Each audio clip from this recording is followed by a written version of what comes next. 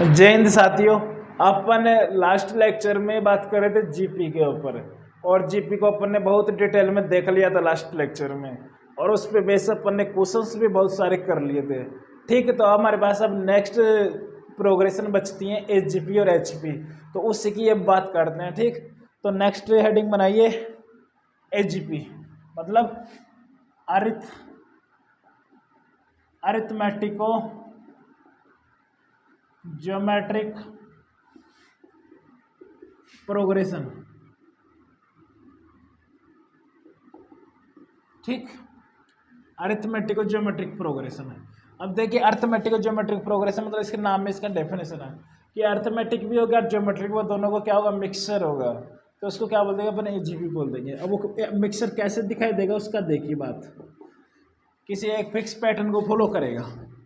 जैसे हमारे पास ऐसे लिखा हो A plus D into R, A plus 2d into are square, A plus 3d into are cube, ऐसे ये टर्म्स है किसी सीक्वेंस के। ठीक, तो ऐसे जन लास्ट टर्म क्या हो जाएगा देखते हुए, A plus N minus 1 into D into are की power N minus 1।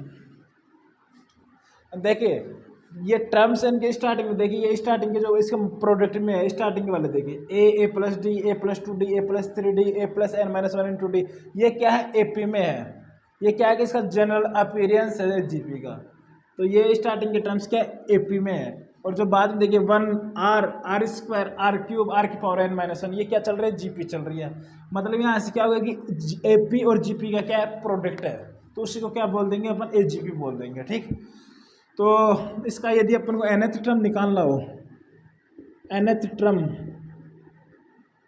Of AGP, तो क्या हो जाएगा, nth term of AP into nth term of GP, तो ये क्या हो जाएगा, nth टर्म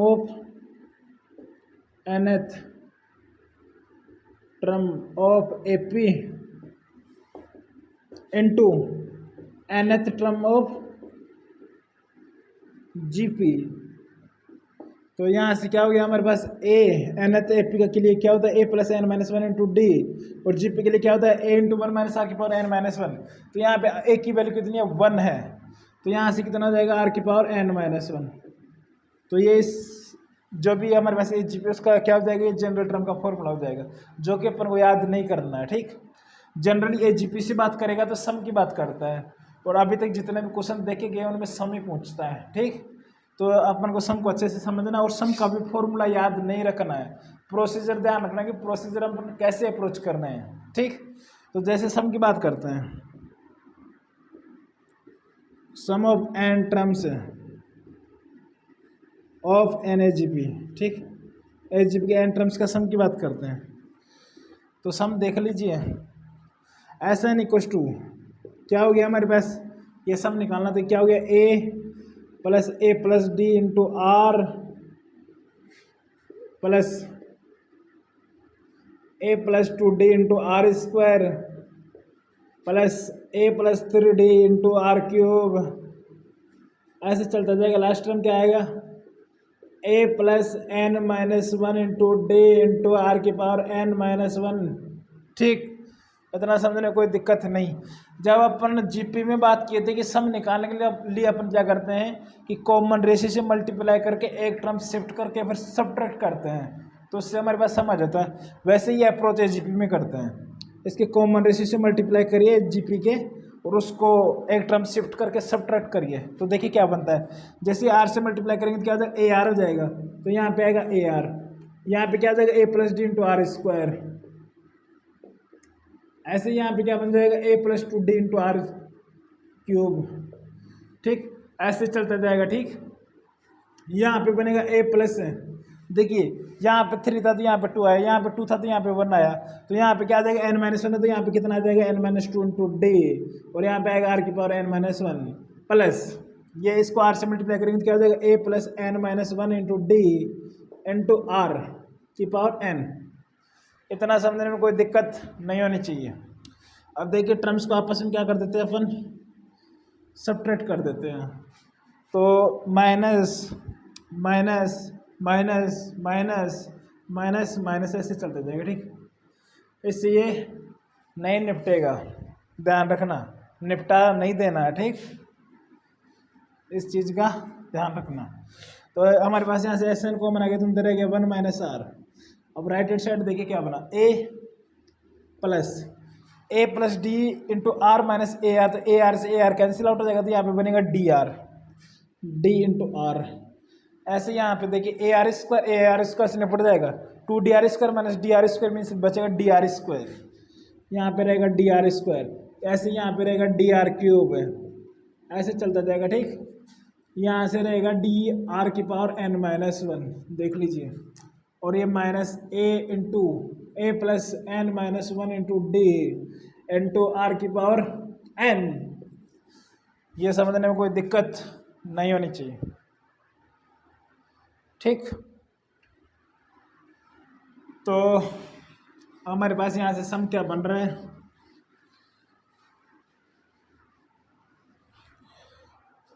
तो हमारे पास SN इक्वस टू आ गया 1 minus are equals to A plus, यहाँ से सब में से डी कॉमन ले लीजिए, तो डी कॉमन आ गया, तो अंदर क्या बना R plus R² plus R³, last term आएगा R⁻n−1, देख लीजिए, ठीक, plus minus A plus n−1 into D into R⁻n, ठीक।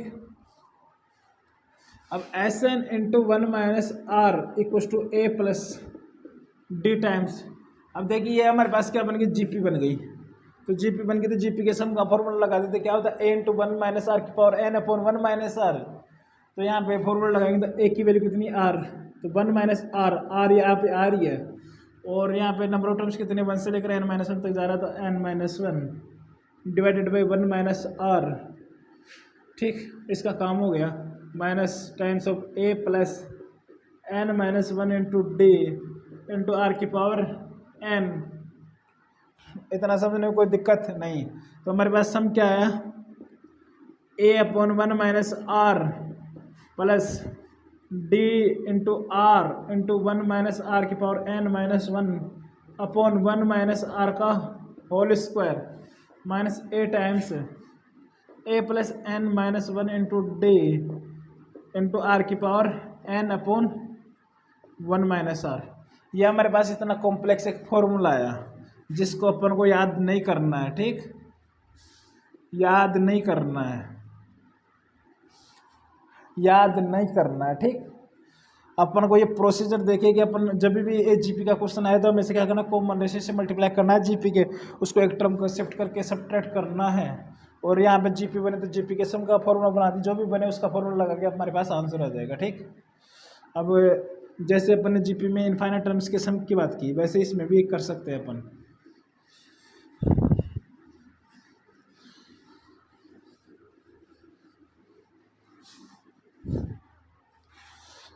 इफ यदि हमारे पास आर की वैल्यू -1 और 1 के बीच में है, यदि आर की वैल्यू -1 और 1 के बीच में है, और यदि नंबर ऑफ टर्म्स इनफाइनाइट जा रहे हैं, तो मतलब उसका मतलब क्या हो गया कि R⁻n कितना हो जाएगा, 0 हो जाएगा। तो एस इनफाइनाइट का क्या आ गया formula, a upon 1 minus are.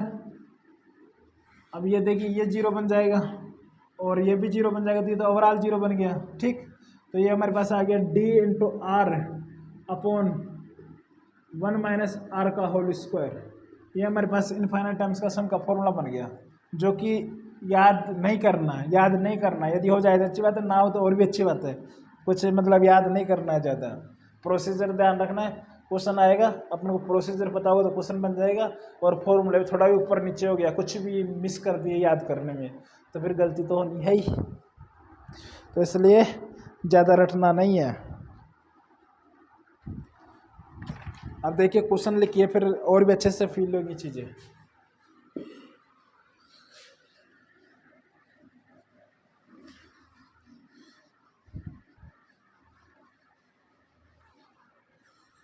Question देखिए, फाइंड द सम।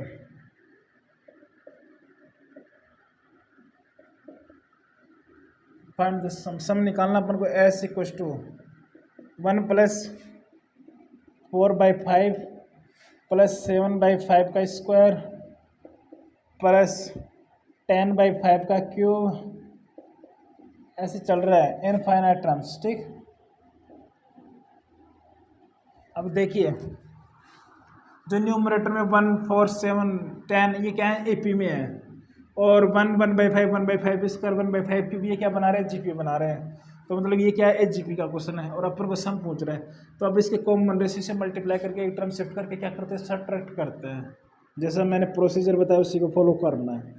तो कॉमन रेशियो कितना 1/5, तो कितना हो गया S/5 इक्वल टू एक टर्म शिफ्ट करना मतलब कितना हो जाएगा 1/5 प्लस यहाँ पे कितना हो जाएगा 4/5 स्क्वायर, यहाँ पे कितना हो जाएगा 7/5 क्यूब, ऐसे चलता जाएगा। ठीक, इनफाइनाइट है। ठीक, तो अब देखिए इनको सब्ट्रैक्ट कर दीजिए।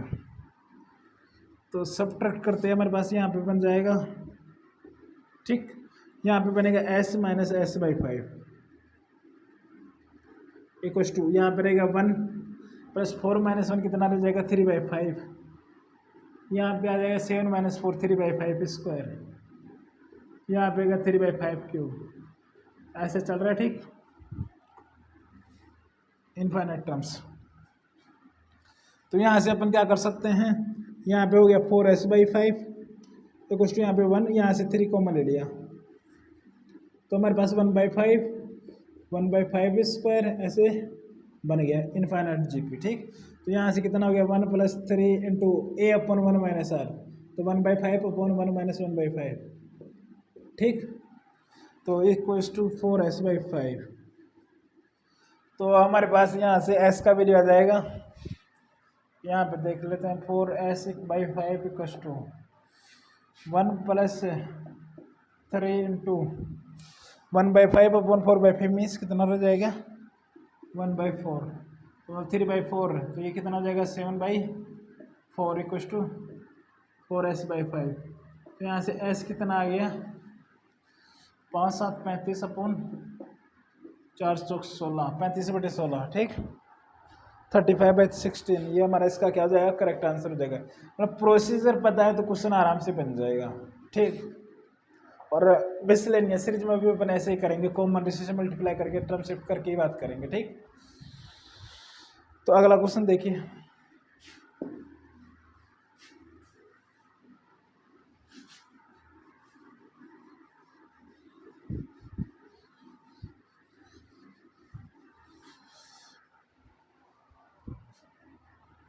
अगला question S equal to 1 + 2x + 3x² + 4x cube ऐसे हमारे पास है।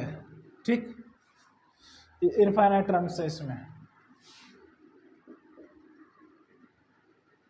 तो अपन को पूछ रहे कि इसका सम कैलकुलेट करना है। तो जैसे अपन ने बताया कॉमन रेशियो से मल्टीप्लाई करना है, टर्म को शिफ्ट करके लिखना है। ठीक, तो हमारे पास इसको x से मल्टीप्लाई किया तो क्या हो गया x into s equal to term shift करना है तो अब 1 इंटू एक्स कितना हो जाएगा, यहाँ पे x आएगा, यहाँ पे 2x² आएगा, यहाँ पे 3x³ आ जाएगा, ऐसे चलते जाएगा। ठीक, इनफाइनाइट टर्म्स है। ठीक, अब इनको क्या करना है सब्ट्रैक्ट करना है। तो सब्ट्रैक्ट करेंगे तो क्या बन जाएगा हमारे पास माइनस माइनस माइनस ऐसे चल रहा है। ठीक, तो हमारे पास रह गया लेफ्ट हैंड साइड में s into 1 - x equal to 1 + x² + x³ ऐसे चलता जाएगा। ठीक, अब देखिए जीपी बन गई ओवरऑल इनफाइनाइट टर्म्स है, जिसका फर्स्ट टर्म a है उसका कॉमन रेशियो कितना x है। तो हमारे पास क्या आ गया s into 1 - x equal to infinite GP का फॉर्मूला लगाएंगे A/1 - r, तो मतलब 1/1 - r।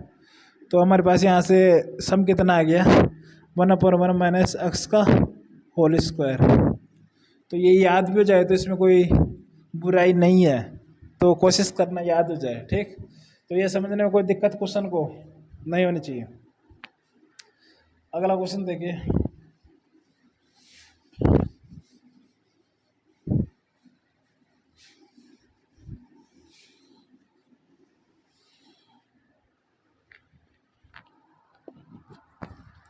अगला क्वेश्चन है हमारे पास s equal to 1 + 3x + 6x² + 10x³ है, ऐसे चल रहा है कहाँ तक इनफाइनाइट टर्म्स। ठीक,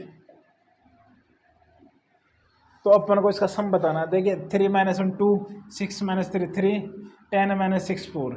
इनका डिफरेंस लेने के बाद में हमारे पास क्या बन रही है, AP बन रही है। तो अपन जैसे अपन को पता है कि कॉमन रेशियो से मल्टीप्लाई करके सब्ट्रैक्ट करना है टर्म शिफ्ट करके, ठीक। तो टर्म शिफ्ट करेंगे तो यहाँ पे आएगा x, यहाँ पे आएगा 3x², यहाँ पे आएगा 6x³ ऐसे, ठीक। इतना समझने कोई दिक्कत नहीं होनी चाहिए।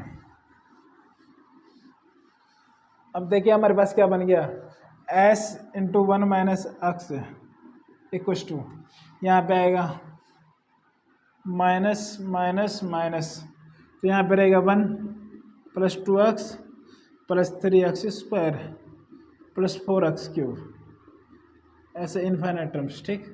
जो अभी अपन ने किया कि इसका सम कितना था, 1/1 - x का होल स्क्वायर आता है, ठीक। तो हमारे पास यहाँ से क्या हो गया, s × 1 - x = 1/1 - x का होल स्क्वायर। तो s = कितना आ गया, 1/1 - x का क्यूब। ये समझने में कोई दिक्कत नहीं आनी चाहिए। या अपन को पता नहीं है तो वैसे ही कर लीजिए, इसको फिर x से मल्टीप्लाई कर लीजिए तो क्या हो जाएगा, ये तो आंसर तो आ गया, ठीक। अब यदि अपन को पता नहीं है कि इसका कितना है तो फिर अपन क्या करेंगे, इसके कॉमन रेशियो से मल्टीप्लाई करेंगे। तो x × s × 1 - x, तो ये क्या बन जाएगा, x, ये बन जाएगा 2x², ये बन जाएगा 3x³, ऐसे इनफाइनाइट टर्म्स हैं। तो सब्ट्रैक्ट करिए तो s × 1 - x minus x times of s × 1 - x = ये क्या बन गया हमारे पास, इनको सब्ट्रैक्ट करने के बाद में, ठीक ठीक। ये हमारे पास बन जाएगी 1 + x + x² + x³, ऐसे इनफाइनाइट टर्म्स हैं। तो हमारे पास यहाँ से कॉमन क्या आ गया, s × 1 - x, इधर से आया 1, इधर से आया x, तो ये बन गया, ठीक। और राइट हैंड साइड से GP बन गया तो 1/1 - r, तो मतलब ये आ गया। तो ये ओवरऑल क्या बन गया, 1 - x³। यही तो अपन को लाना था, ठीक। कोई दिक्कत क्वेश्चन को समझने में नहीं होनी चाहिए। अब GP से वैसे यही क्वेश्चन पूछता है, सम की बात करता है हमेशा, ठीक। अब हार्मोनिक प्रोग्रेशन देखिए, फिर नेक्स्ट क्लास में AM GM की बात करेंगे। HM AM GM क्या होता है, उनके रिलेशन क्या होते हैं, उनसे क्वेश्चन कैसे फ्रेम होते हैं, उनकी बात करेंगे, ठीक।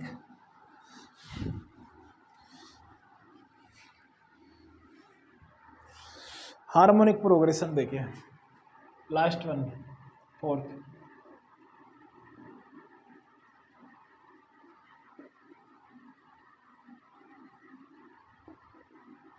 हार्मोनिक प्रोग्रेशन किसको बोलते हैं, यदि कोई बोल दे कि ये हार्मोनिक प्रोग्रेशन है तो हार्मोनिक प्रोग्रेशन की डेफिनेशन क्या होगी, उसका रेसिप्रोकल क्या आना चाहिए, AP आना चाहिए, तभी उसको क्या बोल सकते हैं अपन, हार्मोनिक प्रोग्रेशन बोल सकते हैं।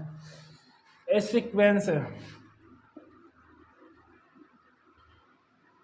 is said to be harmonic progression if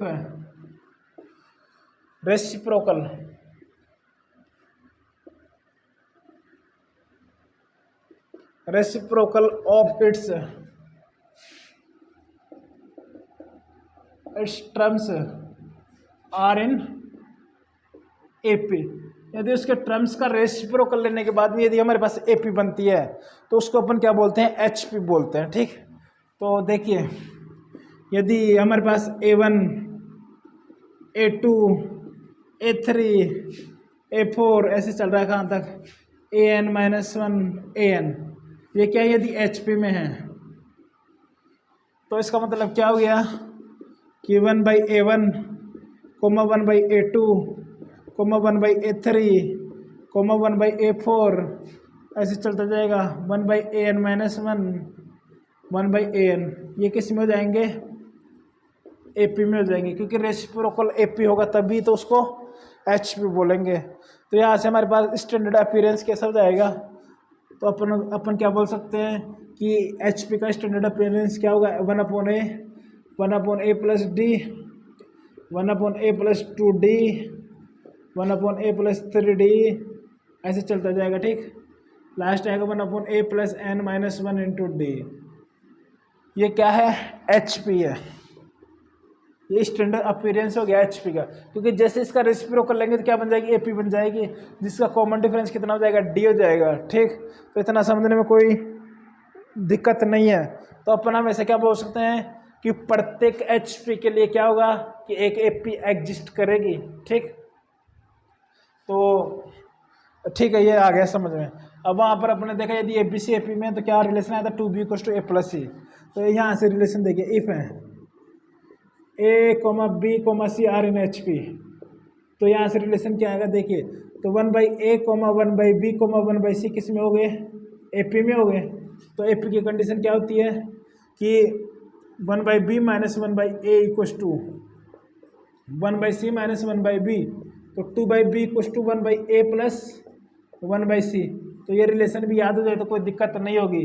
तो यहाँ से B का वैल्यू क्या आ गया 2AC/A+C। ये B को A और C का हार्मोनिक मीन भी बोलेंगे बाद में अपन। तो 2/B = 1/A + 1/C, ये रिलेशन समझने में किसी को कोई भी दिक्कत नहीं होनी चाहिए। ठीक, अब क्वेश्चन लिखिए, यदि ABC यदि AP और GP और HP में एक साथ होते हैं तो उसकी कंडीशन क्या होगी कि A और B और C आपस में तीनों के तीनों क्या होने चाहिए, इक्वल होने चाहिए। तभी ऐसा पॉसिबल हो सकता है कि AP में भी हो वो तीनों के तीनों, GP में भी हो और HP में भी हो एक साथ। तो वो होने के लिए तीनों के तीनों क्या होने चाहिए, इक्वल होने चाहिए। ठीक, और प्रत्येक HP के रिस्पेक्ट में हमारे पास हमेशा एक AP एग्जिस्ट करेगी, इसमें कोई दिक्कत नहीं है। तो हमेशा HP का क्वेश्चन बनाओ तो उसको क्या बना लेना, AP बना लेना है, रेसिप्रोकल कर लेना है, AP बना के को अप्रोच करना है। और AP तो अपन ने बहुत अच्छे से देख चुके हैं। ठीक, तो ज़्यादा दिक्कत नहीं आएगी HP का क्वेश्चन बनाने में। क्वेश्चन लिखिए फर्स्ट HP पे base, if the third, sixth and last term of an HP are 1/3, 1/5, 3/203 respectively। ठीक, then find the number of terms।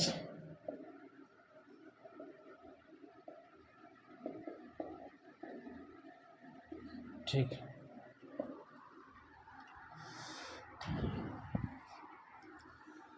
अब देखिए जब भी HP का क्वेश्चन दिखे तो उसको क्या बना लेना, AP बना लेना, उसका रेसिप्रोकल कर ले। तो अपन अज्यूम कर लिए सबसे पहले, लेट फर्स्ट टर्म क्या है A है एंड कॉमन डिफरेंस क्या है D है AP का। ठीक, तो अपन यहाँ से क्या बोल सकते हैं, यदि HP का 1/3 है तो AP के लिए कितना हो जाएगा, 3 हो जाएगा, क्योंकि AP और HP में नंबर ऑफ टर्म्स तो सेम ही होंगे। ठीक, तो यहाँ से अपन क्या बोल सकते हैं, किसने बोला है कि थर्ड टर्म मीन्स A3 किसके इक्वल दिया है, 6 3 के इक्वल, और सिक्स मतलब A6 किसके इक्वल दिया है, 5 के इक्वल, और लास्ट मतलब AN किसके इक्वल दिया है, 203/3। तो अपन यहाँ से क्या लिख सकते हैं, A + 2D = 3, और यहाँ से A + 5D = 5, तो माइनस कर देते हैं तो क्या हो जाएगा,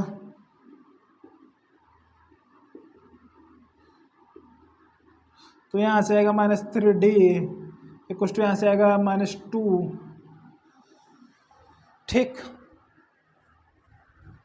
तो D का वैल्यू कितना आ गया 2/3, तो 2/3 D का वैल्यू आ गया। तो A का वैल्यू हमारे पास क्या आ जाएगा, A + 10/3 = 5, तो A कितना आ गया 5 - 10/3, तो A कितना आ गया 15 - 10 मतलब 5/3।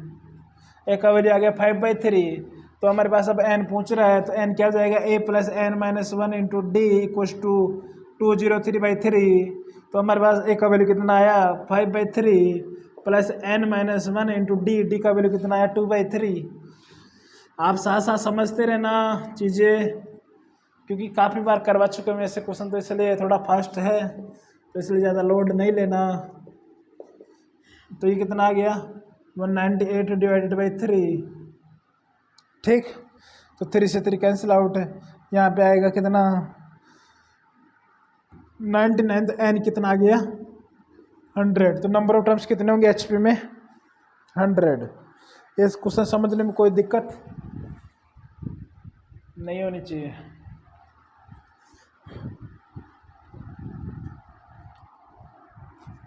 अगला क्वेश्चन देखिए,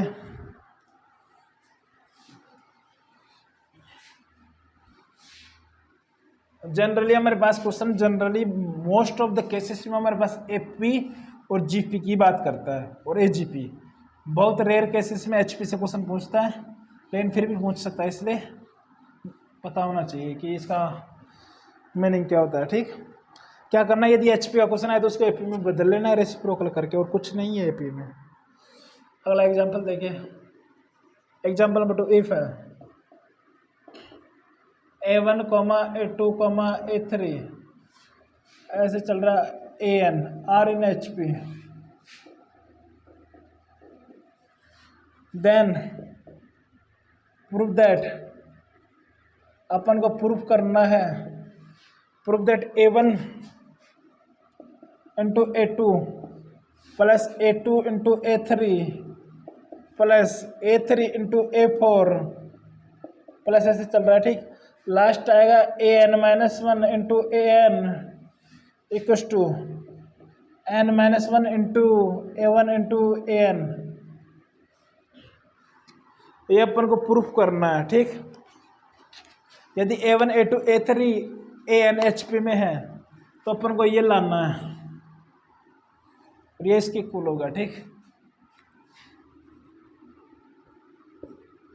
तो देखिए यदि ये HP में है तो ये किस में हो जाएंगे,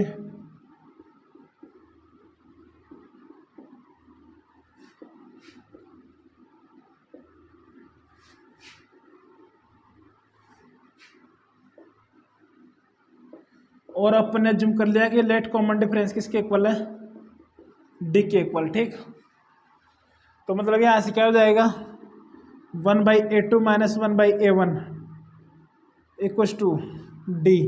मतलब यहाँ से अपन क्या बोल सकते हैं कि A1 minus A2 by d equals to किसके इक्वल आ रहा है, A1 इंटू A2। देखिए A1 minus A2 divided by A1 into A2, तो डी को नीचे ले चले गए, उसको राइट हैंड साइड लेके चले गए। ठीक, तो कोई दिक्कत नहीं होनी चाहिए। ऐसे ही हमारे पास जब A2 इंटू A3 करेंगे तो किसके इक्वल आ जाएगा, A2 minus A3 divided by D similarly. ठीक, ऐसे ही अपन AN-1 इंटू AN करेंगे तो किसके इक्वल आएगा, AN-1 minus AN divided by D. अब इसको अपन को प्रूफ करना है, तो इसकी जगह अपन ये रख सकते हैं, इसकी जगह ये रख सकते हैं, इसकी जगह ये रख सकते हैं, क्योंकि अपन को इसको प्रूफ करना है। तो उसकी जगह रखेंगे तो क्या जाएगा, A1 minus A2 divided by D plus A2 minus A3 divided by D plus A ऐसे चलेगा। ठीक, लास्ट क्या आएगा AN-1 minus AN divided by D. ठीक, तो डी सबसे कॉमन आ गया तो 1/D टाइम्स अंदर क्या रह जाएगा, A1 minus A2 plus A2 minus A3 plus ऐसे चलता जाएगा AN-1 माइनस AN। ठीक, तो देखिए A2 से A2, A3 से A3 निपट जाएगा, तो फर्स्ट से सेकंड गया तो लास्ट से फर्स्ट जाएगा, तो हमारे पास यहाँ से क्या आ गया फाइनली,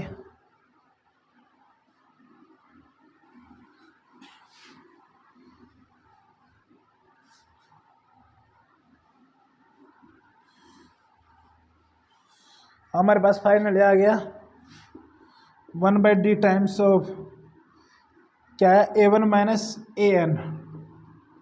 अब अपन को चाहिए प्रोडक्ट फॉर्मेट है A1 इंटू AN, तो अपन क्या करते हैं A1 इंटू AN कॉमन ले लेते हैं, तो A1 इंटू AN कॉमन ले लिया बाई डी, तो अंदर क्या जाएगा 1/AN माइनस 1/A1। ठीक, अब 1/AN मतलब क्या हो गया कि nth टर्म हो गया AP का, तो ये किसके इक्वल हो जाएगा, A1 into AN divided by D, तो ये किसके इक्वल हो जाएगा 1/A1 plus N-1 into D minus 1/A1। ये ऐसे कैसे 1/A1 से 1/A1 निपट गया, तो हमारे पास क्या आ गया A1 into AN divided by D into N-1 into D. तो देखिए डी से डी निपट गया, तो हमारे पास फाइनली प्रूफ हो गया N-1 into A1 into AN। कुछ खास नहीं किया इसमें। ठीक, क्वेश्चन को समझने में कोई भी दिक्कत, कोई भी दर्द नहीं होना चाहिए। ठीक, अब देखिए नेक्स्ट क्लास में अपन एक क्वेश्चन और करते हैं, 1 मिनट सॉरी।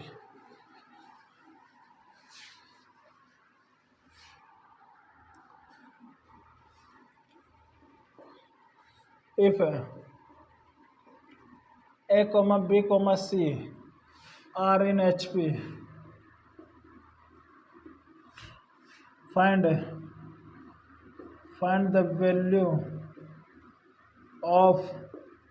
वैल्यू बताना है अपन को B plus A upon B minus A plus B plus C upon B minus C, अपन को इसका वैल्यू बताना है। ठीक ठीक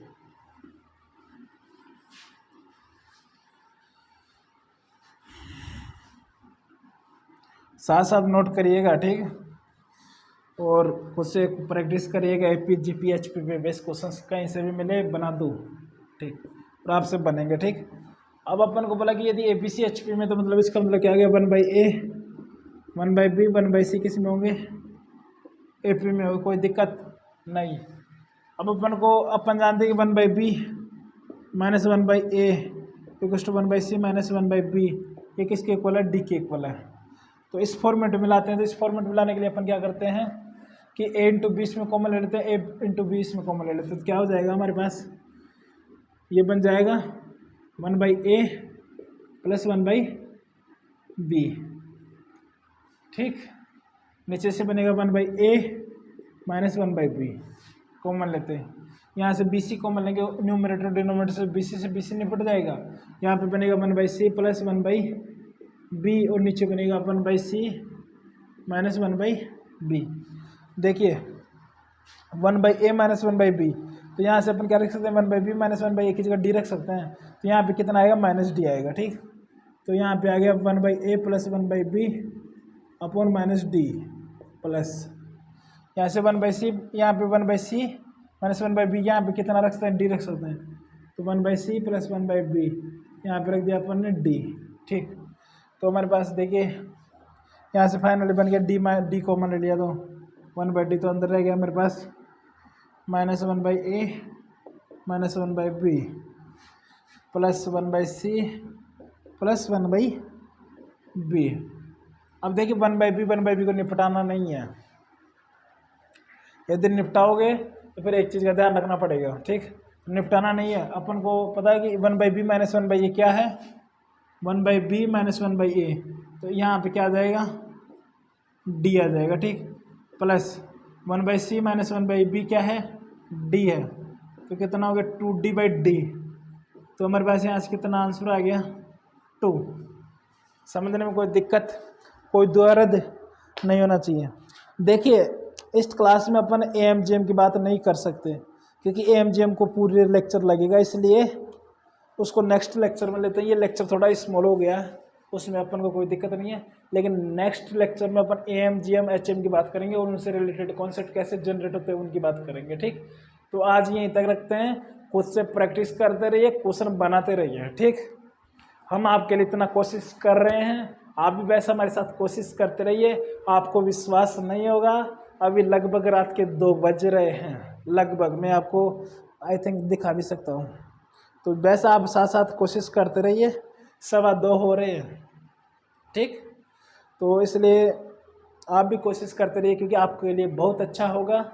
यदि हम बोल रहे वैसे चलेंगे तो बहुत आसानी से चीज़ें क्लियर हो जाएंगी, अन्यथा रायता फैल जाएगा। ठीक, क्योंकि बहुत लंबा सिलेबस है, मैथमेटिक्स का भी, तीनों सब्जेक्ट का बहुत सिलेबस है, इसलिए सबको सिस्टमेटिक तरीके से करना, उसके बाद में पॉसिबिलिटी है कि तुम सेलेक्ट हो पाओ, अन्यथा सेलेक्ट होना बहुत मुश्किल है। ठीक, तो इसलिए जैसे हम बोल रहे हैं वैसे चलते रहिए, सब चीज़ें आसानी से हो जाएंगी। ठीक है, तो आज के लिए इतना ही रखते हैं। ठीक है, धन्यवाद, थैंक यू।